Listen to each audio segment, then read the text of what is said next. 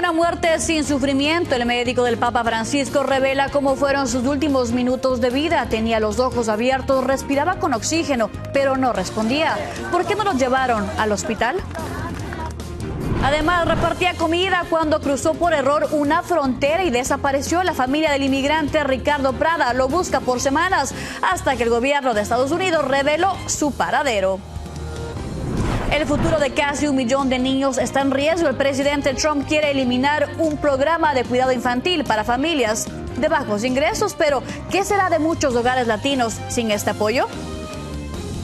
La nueva era del fraude digital. La inteligencia artificial convierte las estafas por internet en trampas casi invisibles y miles de latinos ya están cayendo. Le decimos a qué no debe darle clic. Así comienza su noticiero Estrella TV.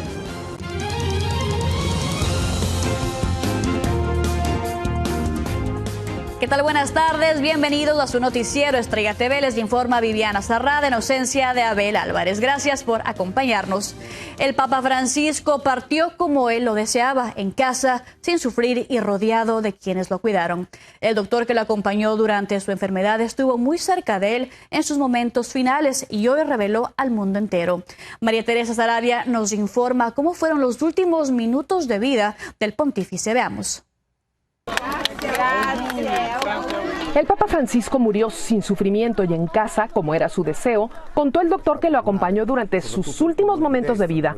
En entrevista con la prensa italiana, Sergio Alfieri, médico del Hospital Gemelli de Roma, relató que como a las 5:30 de la mañana del lunes, recibió la llamada de que la salud del Papa había empeorado y que al llegar a la habitación 20 minutos después, el pontífice tenía los ojos abiertos, no tenía problemas respiratorios, pero no respondía a los estímulos, ni siquiera a los dolorosos, y que en ese momento reconoció que no se podía hacer nada más porque había caído en coma. El doctor dijo que algunos de los presentes en la habitación sugirieron llevarlo de inmediato al hospital, pero les dijo que de todos modos no iba a sobrevivir y decidió no trasladarlo porque su deseo de siempre era morir en casa. Fue un ataque al corazón de esos que te llevan en una hora, explicó el doctor Alfieri. El pontífice falleció 2 horas después. Alfieri recordó que incluso en su última hospitalización, el Santo Padre, quien tenía 88 años, pidió expresamente que tampoco lo fueran a intubar. Esto le habría ayudado a respirar, pero sería muy difícil volver atrás y extubarle con los pulmones infectados de virus. El médico aseguró que el Papa nunca se expuso al peligro, pero que al parecer, y consciente de que se acercaba el final, decidió continuar con algunas actividades, como ocurrió el pasado domingo de Resurrección, cuando aceptó recorrer la Plaza de San Pedro entre la multitud, como si hubiera querido despedirse. María Teresa Sarabia, Noticias, Estrella TV. Ríos de fieles siguen desbordando la Basílica de San Pedro para darle el último adiós al Papa Francisco, en el segundo día que su cuerpo descansa en la capilla ardiente. Y desde la Plaza de San Pedro, nuestra corresponsal Marinelli Stremamuno nos cuenta al respecto. Gracias, Viviana. Así es, aquí sigue esta marea de personas que durante todo el día ha mantenido colmada no solamente la Plaza San Pedro, sino Vía de la Conciliación. Se pierde de vista la fila kilométrica. Ya a las 7 de la noche la Santa Sede habría asegurado que más de 90.000 personas han podido entrar a la Basílica y dar el último adiós al Papa Francisco. También recibimos información sobre el cortejo fúnebre que va a trasladar los restos mortales del pontífice, pues se haría en un vehículo a paso hombre, acompañado por algunos cardenales y además recorrería el casco histórico de Roma y algunos sitios simbólicos como el Coliseo Romano. Al llegar a la Basílica Santa María la Mayor sería recibido por un grupo de 40 personas que son excluidos entre migrantes, personas trans e incluso 6 detenidos que tendrían un permiso especial para poder presenciar la ceremonia. Posteriormente, sus restos serían trasladados al interno de la Basílica para ser depositados en la tumba que ya pudimos ver algunas fotos, una tumba sobria, sencilla, hecha en mármol, siguiendo las instrucciones del testamento del Papa Francisco, con además una cruz, una representación de la cruz pectoral en plata. Y esto habría sido realizado con una donación previamente establecida por el propio pontífice. Con esta información regreso contigo, Viviana. Gracias por esta información. Y bueno, cambiando a temas de inmigración, sigue desaparecido un venezolano que fue arrestado por ICE desde el 15 de enero. Ese día, Ricardo Prada Vázquez, de 32 años, trabajaba como repartidor en Detroit y llevaba un pedido de McDonald's, pero por error entró al puente Ambassador que lleva a Canadá. Cuando trató de reingresar a Estados Unidos, fue arrestado y por semanas sus familiares no supieron nada de él. El mes pasado, Prada llamó a un amigo y le dijo que estaba en un centro de detención de Texas. Hasta el martes que The New York Times publicó el caso, el gobierno confirmó que lo deportó a El Salvador el 15 de marzo, aunque su nombre no aparece en la lista de las 238 personas que ese día fueron enviadas a la cárcel del Secoto. Este caso sin duda ha generado una gran preocupación entre los defensores de los inmigrantes porque se desconoce cuántos indocumentados en todo el país han corrido una suerte parecida y sin que se dé información también a sus familiares. Y para ampliarnos sobre este tema damos la bienvenida al abogado de inmigración Jaime Vázquez. Muy buenas tardes. Antes que nada, ¿puede el gobierno, como en este caso, deportar inmigrantes a terceros países sin dar constancia de su paradero?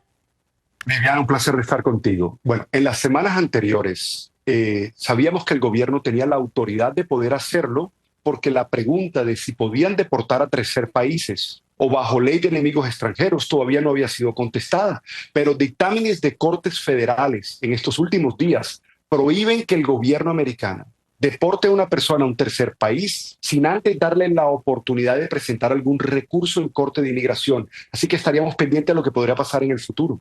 Así es, Jaime. Bueno, hay más casos de inmigrantes que estaban en Estados Unidos, pero cruzaron la frontera por error y terminaron deportados. Bueno, Viviana, hemos visto que en particular en este puente, a partir de enero, casi más de 200 casos de personas detenidas y de ellas 90% han sido porque cruzaron el puente de forma errónea, o sea, entraron al puente sin querer cruzar a Canadá. Pero esto mismo lo hemos visto en la frontera con Tijuana y San Diego y fronteras en Texas, donde en ocasiones personas por error han cruzado la forma contraria y entran y han cruzado al otro país y se autodeportan. Abogado, bueno, y hablando específicamente de las familias de los deportados, ¿qué pueden hacer ellos para que sus familiares puedan reingresar al país? O si es que se puede hacer algo en absoluto. Depende, cada caso es diferente y particular. Ya si te autodeportas, te cae una deportación, como dice el nombre, y eso va a crear barreras que en ocasiones son difíciles de cruzar o romper. Pero ciertas personas tienen la oportunidad todavía de regresar al país con perdones o peticiones familiares. Les recomiendo a cualquier familiar que se asesore de un abogado para ver las posibilidades futuras. Muchas gracias, Jaime, por esta información tan valiosa para nuestra comunidad latina. Muy buenas tardes. Buenas tardes. Gracias, Jaime, abogado de inmigración. Cambiamos de tema, ya que una jueza de Maryland ordena que sea regresado a Estados Unidos otro inmigrante deportado indebidamente a El Salvador. Se trata de Cristian, un joven venezolano de 20 años que llegó al país hace unos años como menor no acompañado.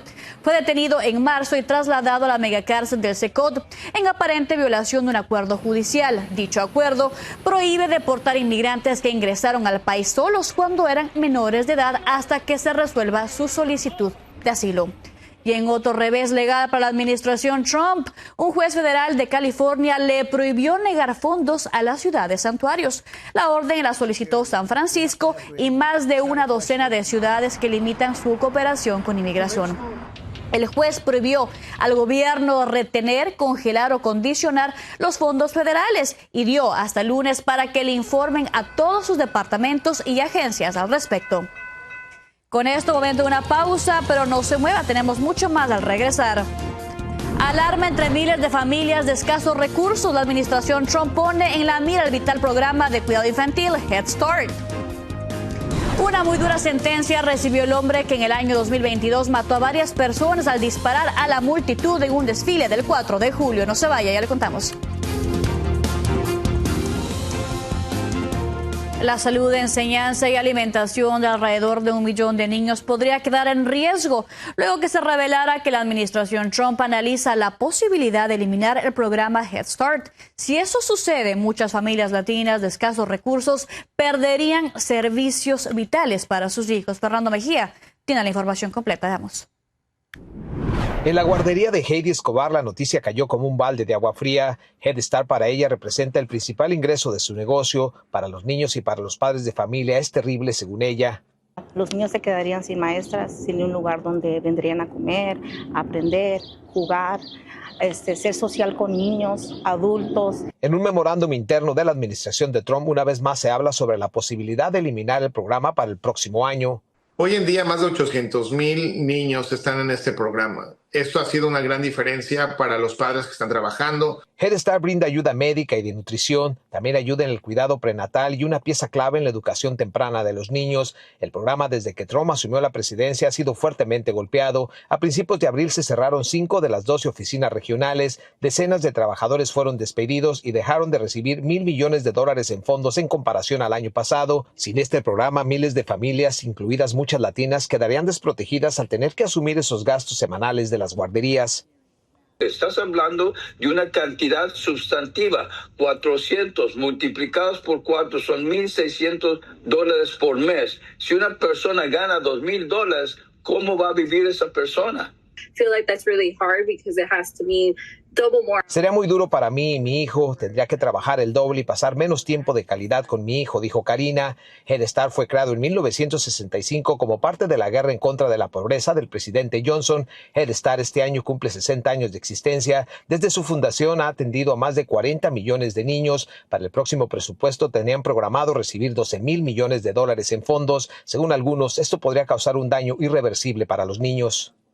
Es afectar a esos niños para el resto de su vida, porque esos son los años formulativos donde ellos comienzan a aprender. En el memorándum donde se habla sobre la posibilidad de eliminar el programa, su autor Vince Baum, que es de la Oficina de Administración y Presupuesto, dijo que con esto lo que se busca es devolver a los estados los asuntos de la educación de los niños para que los padres tengan mejores opciones. Fernando Mejía, Noticias Estrella TV. Fernando, gracias por esta información. Y la Casa Blanca pidió hoy a la Corte Suprema prohibir a personas transgénero en el ejército mientras continúa una demanda. Según una orden del máximo tribunal, la prohibición no podrá entrar en vigor por varios meses. El fiscal del gobierno dijo que ese periodo es muy largo y sería contrario a la preparación del ejército y del interés nacional. La Corte dio una semana a los abogados de los demandantes para responder a su prohibición. Y hoy fue sentenciado a 7 cadenas perpetuas consecutivas el hombre que en el año 2022 disparó a los asistentes al desfile del 4 de julio en Illinois. La condena que recibió Robert Bobby Crimo III, de 24 años, es por cada una de las 7 personas que mató. El mes pasado, Crimo se declaró culpable del tiroteo masivo, que también dejó casi 50 heridos y desató el terror y el caos en el evento que se llevaba a cabo en Highland Park. Arrestan a un adolescente sospechoso de causar el devastador incendio forestal que arde desde el martes en Nueva Jersey. El joven de 19 años fue acusado de incendio intencional. Se cree que prendió una fogata con paletas de madera en el área de Pine Barrens y se fue sin apagarlas totalmente. Hoy reportan 50% de contención de las llamas que han destruido negocios, vehículos y obligaron a cerrar carreteras. No se reportan víctimas. Y en México, un día después de la jornada de narcoviolencia que sacudió a 3 estados, el país intenta recuperarse del miedo y la destrucción que dejaron a su paso. Desde Ciudad México, Víctor Blázquez tiene lo último de las investigaciones y las voces de los habitantes que aún no superan este susto. ¡Quema de carros, quema de carros! Más de una docena de vehículos reducidos a cenizas, también tiendas de conveniencia y al menos 10 carreteras bloqueadas al mismo tiempo en 3 diferentes estados como Jalisco, Michoacán y Guanajuato, es el saldo que dejó una jornada de varias horas de extrema violencia en el occidente mexicano. Las primeras versiones aseguran que fue la reacción de presuntos integrantes del cártel Jalisco Nueva Generación ante la detención de uno de sus dirigentes, lo que causó terror entre la ciudadanía. No es una ciudad que sea amigable, creo que realmente hasta hemos normalizado algunas técnicas de autocuidado, lo cual no debería de ser lo regular. Pues ahorita ya un poquito más insegura, pues porque pues ya las cosas ya no puede uno caminar tranquilamente. Sin embargo, las autoridades federales cambiaron la versión esta mañana. La presidenta Claudia Sheinbaum sostuvo que el conflicto fue entre 2 grupos antagónicos y que no hubo ningún detenido. No hubo detenciones, fue realmente un conflicto entre 2 grupos.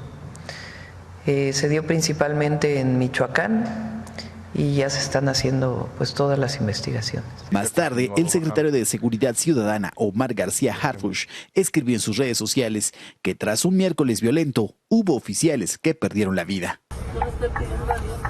Otra vez, los narcobloqueos volvieron a afectar a los más inocentes. Debe recalcarse que en estos hechos la delincuencia toma prácticamente el control de las carreteras y somete a los ciudadanos, a empresarios, transportistas, sin que veamos una reacción contundente por parte, al menos de la Secretaría de Seguridad Pública de Michoacán, de Jalisco o de Guanajuato, y una acción coordinada desde la Secretaría de Seguridad Pública Federal junto con la Secretaría de la Defensa. Finalmente, las autoridades de Michoacán reportaron la captura de 3 presuntos responsables de haber ocasionado los narcobloqueos. Los habrían encontrado con bidones cargados de gasolina y también con equipos de radiocomunicación. En Ciudad de México, Víctor Blasquez, Noticias Estrella TV.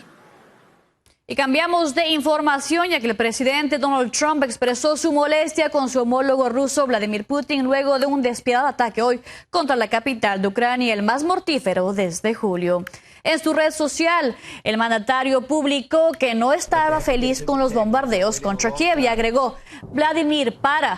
5,000 soldados mueren cada semana. Vamos a lograr un convenio de paz. El ataque ruso de hoy con misiles y drones dejó 12 muertos y 90 heridos. Tomemos una pausa, pero no se mueva. Tenemos mucho más al regresar. Y los estafadores ya usan una nueva herramienta tecnológica para robar en Internet y millones de víctimas son latinas. Le vamos a decir cómo se puede proteger. Y si creía que ya lo había visto todo, prepárese. Todo está listo para la primera carrera de espermatozoides. ¿Cuándo y dónde? Ya le contamos.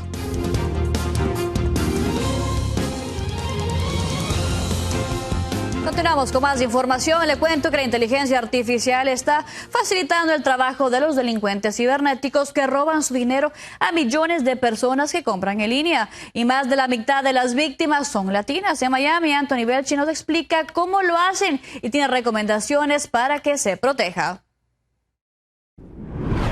Las estafas a la hora de comprar por Internet están a la orden del día, sí, pero la irrupción de la inteligencia artificial está complicando mucho las cosas, básicamente porque esta tecnología está avanzando a pasos tan agigantados que cada vez se hace más difícil detectar lo que es y lo que no es un fraude. Promovida por avatares digitales o copias de personas que están diciendo a veces en la voz de la persona original cosas que no son ciertas para engañar a las personas y robarles su dinero o su información, que puede valer incluso más que el dinero. La última encuesta de AARP publicada esta semana revela que más de 276 millones de adultos en Estados Unidos han sido víctimas de estafa, entre ellos también muchos latinos que no toman sus precauciones cuando se trata de adquirir productos en plataformas de comercio electrónico. Hay muchísima gente, entre ellos casi la mitad de los latinos, 42% de los latinos de todo el país reporta haber sido víctima de fraude. Esa cifra es enorme.